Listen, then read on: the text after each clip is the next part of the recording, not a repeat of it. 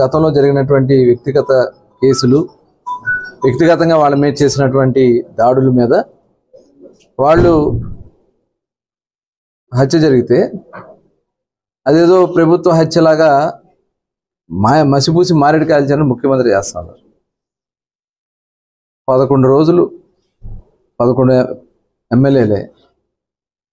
ఇవాళ నువ్వు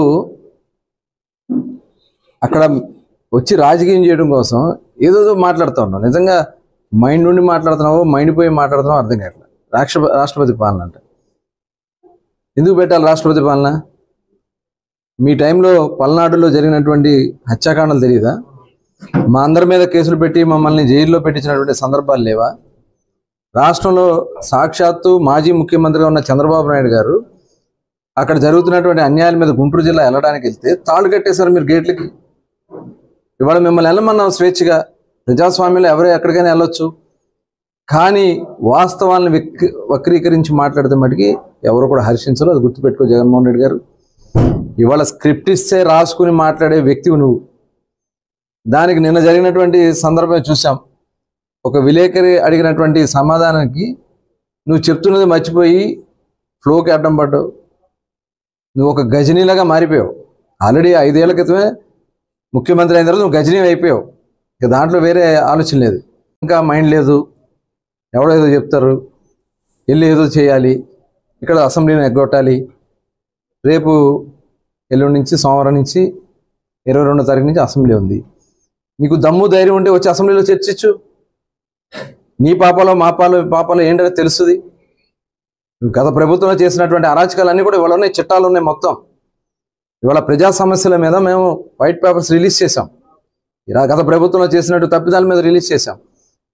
లేదని చెప్పు, నీవు వచ్చి అక్కడ అది చెప్పుకోలేక ఢిల్లీలో ధర్నా చేస్తా. ఏం జరిగిపోయింది?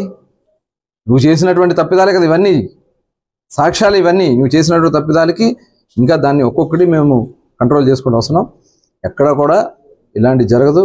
నువ్వు ఢిల్లీ వెళ్ళినా ఇంకెక్కడికి వెళ్ళినా ఏమీ కాదు. ఇవన్నీ కూడా ప్రజలు తప్పుదారి పట్టించడానికి జగన్మోహన్ రెడ్డి లాంటి దుర్మార్గులు అనమాట. ఎందుకంటే ఇవాళ రాష్ట్రానికి పెట్టుబడులు వస్తూ ఉన్నాయి. దేశ విదేశాల నుంచి వచ్చి వాళ్ళు చాలామంది ఇక్కడ ఇన్వెస్ట్ చేయడానికి వస్తూ ఉన్నారు. దీన్ని హైలైట్ చేయడం కోసం ఇక్కడ ఏదో శాంతి భద్రతలు లేవు కాబట్టి, అంటే ఆ ఇన్వెస్ట్మెంట్ రావడానికి ఇష్టం లేదు జగన్మోహన్ రెడ్డి గారు. నువ్వు 5 సంవత్సరాలు రాకుండా చేసావు కదా. ఇవాళ దీన్ని అల్లరి చేసి, రాష్ట్రాన్ని అల్లరి చేసి, రాష్ట్రంలో పెట్టుబడులు రాకుండా చేయాలి, రాష్ట్రం నాశనం అయిపోవాలని కోరుకునే మొట్టమొదటి వ్యక్తి జగన్మోహన్ రెడ్డి. దానికోసం ఎలాంటి ప్రచారం చేసుకుని మధ్యంతర ఎన్నికలు అంటే ఎక్కడి నుంచి వస్తాయి మధ్యంతర ఎన్నికలు? అసలు నీ మైండ్ నుండి మాట్లాడుతున్నావా, మైండ్ దొబ్బి మాట్లాడుతున్నావా? ఒక మైండ్ ఉన్న వ్యక్తి, ఒక నీతి నిజాయితీ చేయాలనే వ్యక్తి ప్రతిపక్షంలో ఉన్న రాష్ట్ర ప్రయోజనాల కోసం మాట్లాడాలి. నీ స్వార్థ ప్రయోజనాల కోసం, నీ తప్పిదాల కోసం, నీ డైవర్షన్ కోసం మీ ఎంపీ చేసినటువంటి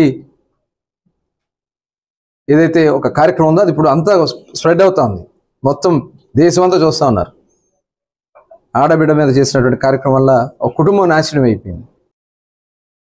175 మంది 151 మంది మీకు ఎమ్మెల్యేలు ఇస్తే కేవలం 11కి పరిమితం చేశారంటే ఇప్పటికైనా సిగ్గు తెచ్చుకో జగన్మోహన్ రెడ్డి. అది గుర్తుపెట్టుకో. ఆ 11 కూడా లేకుండా చేస్తారనే విషయాన్ని ఈ సందర్భంగా గుర్తు చేస్తాను.